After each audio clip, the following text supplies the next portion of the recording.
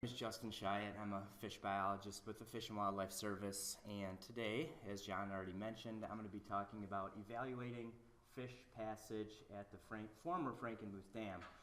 So before I get started, I just wanted to thank all the co-authors on this work, Joe Leonardi with the Michigan DNR, Paige Wygren and Jane Bowes at the Fish and Wildlife Service, and Tracy Galerowitz at Central Michigan University. So these folks here, these primary authors, played a large role in the fish evaluation component to this work, but this project actually began in around 2004, the planning of it, and there were quite a few other people that have been involved with that work over the time. And here are some of those people who've been involved with this work over the past about 15 years that this project started. So here are some of the other partner agencies as well. And John already mentioned the funding for this work. All right, so I'll get started off here by just giving a brief description of the Cass River and the watershed. So the Cass River is a tributary to the Saginaw River, which flows into Saginaw Bay and Lake Huron. So it originates up in the thumb of Michigan, and it flows approximately 80 miles before it reaches Saginaw Bay. The watershed is primarily agricultural, but there are some woodland areas in there as well. And this stretch of river from right here, the Saginaw River, up to the Frankenmuth Dam, or the former Frankenmuth Dam, that's about 16 and a half miles.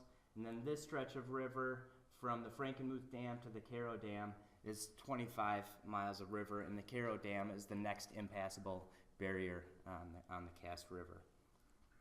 So the fish community, general fish community of the Cass River, is a large warm water stream, and it's primarily dominated by catastomids, white suckers and red horse suckers. Pretty high species diversity, similar to some of the other tributaries in the Saginaw River watershed.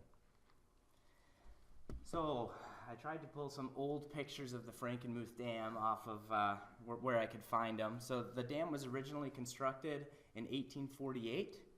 It was modified along the years into a wooden structure, and then this is what the Frankenmuth Dam looked like prior to rock ramp construction. It was a concrete structure there. So the goal of the Frankenmuth Dam removal project was to allow fish species that are currently denied upstream access to historically significant spawning and juvenile rearing areas, and this would provide access to about 73 miles of habitat, but 25 miles of the main stem of the Cass River up until that Caro Dam. One of the things that I wanted to say is that we did not have to worry about potential sea lamprey invasion for this project because sea lamprey were already upstream of the Frankenmuth Dam. They got up there during high water levels, so the Caro River upstream of the dam was already treated by the U.S. Fish and Wildlife Service Sea Lamprey Control Program. All right, so probably most of you guys in here know what a rock ramp is, but I just wanted to, I guess, give a brief definition. You know, I think that when we're strictly talking about fish passage, and when that's the only thing that needs to be considered, probably full dam removal is likely the thing that all of us would like to see, but in certain circumstances that might not be the case, and that was the case for this project. The city of Frankenmuth actually ponied up about $1.3 million for this project, and they saw a large economic incentive to actually keep that impounded area upstream. They had the Bavarian Belle riverboat that operates up there all year long. There are shops upstream in the impounded area, and there's also a park up there. So they wanted to make sure that impounded area was maintained, and that's what the rock ramp actually did. And the goal was to allow fish passage, but make sure that impounded area stayed the same. So I don't know a lot about the design of this work. I primarily was brought in to do the fisheries evaluation work when it started, but I'm going to explain a little bit about it here. So there were 14 separate weirs that were constructed. You kind of can't see them that well here, but here's the individual weirs, and then there are adjacent resting pools. So this all is over about a 350-foot span, and the goal of the work was to provide a 3% grade for non-jumping fish species such as walleye, lake sturgeon, and catastomid, white suckers, and other fish species. All right, so this is what one of those weirs looks like. So this is kind of like the side view. So during the design phase, there are these fish passage gaps or holes in some of these boulders where it was thought that these fish would then sneak through these boulders and move upstream. So that's the whole goal of the rest of this presentation, basically, is to see whether or not they did make it upstream. All right, I already talked about the main objective, basically to allow fish access upstream. And some of the metrics that we chose to assess fish passage were the relative abundance of indicator species prior to and after rock ramp construction. One of the things that was difficult with this project is that a lot of the indicator species were already upstream, just in lower abundances. So that was a little challenging. But another way we decided to look at it was to end up tagging fish downstream of the rock ramp and then going upstream and searching for recaptures using boat electrofishing. So I'm going to talk about our results from those two metrics. All right, so the pre-assessment began in 2010 and continued till 2012. And the post-assessment began in 2016 and continued till 2018. And this is for the relative abundance metric that I referred to earlier. So the fish species that we were looking at to see if there were differences in catch printed effort were walleye, quillback, red horse and white suckers, northern pike, drum, and smallmouth bass.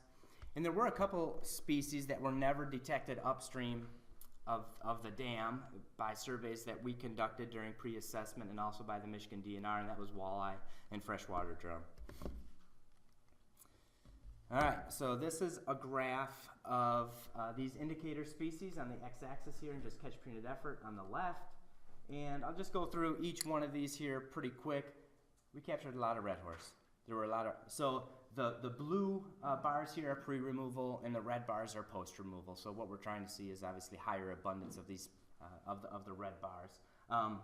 There was a lot of red horse prior to removal, and there was a lot of red horse after removal. So the system is definitely dominated by red horse and catastomid fish. So I wanted to zoom in a little bit more. So this is just that same graph basically, but removing the red horse species.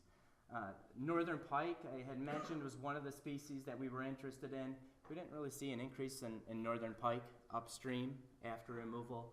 And another one of the species was smallmouth bass. We caught a lot of smallmouth bass upstream of the dam. We didn't catch as many during the post-assessment surveys. But primarily what we were interested in were some of these anadromous fish that might be moving from the Saginaw River or Saginaw Bay. So quillback is one of those species where we did actually see quite a bit higher numbers post-removal. White sucker was another species, and as I mentioned before, we didn't capture any walleye or freshwater drum prior to this project, and we didn't capture a lot after either, but we did see them. We ended up catching 10 walleye and then 8 freshwater drum. All right, so this is just looking at that in a little bit more detail. Pretty much the same information, but just broken out by year. So these red vertical lines here basically separate the pre-assessment period and the post-assessment period. So to the left of these vertical lines, before the dam was removed, and to the right after removal. So if you take a look at the walleye, we never caught any walleye upstream during the pre-assessment period. We didn't capture any in 2016, but in 2017 and 18, we did end up catching some walleye. As far as white sucker goes, there were white sucker upstream of the dam, even though they were in pretty low numbers. And each year after removal, we actually ended up seeing more white suckers in the system. So that was kind of an interesting result. I already talked about red horse. There were a lot of them pre-assessment. There were a lot of them during the post-assessment surveys. But one of the other anadromous fish that we were interested in was quillback. Not many during the pre-assessment work, but in 2016 and 2017, we did end up catching quite a few, but it looked like it dropped off pretty good in 2018. All right, this is just the number of species number of new species that were detected in the system post-assessment. So upstream, after the rock ramp was removed, we ended up detecting 17 new species. We detected round goby, walleye, freshwater drum, flathead catfish were detected upstream for the first time. But I also wanted to throw in there that we also detected 10 new species downstream.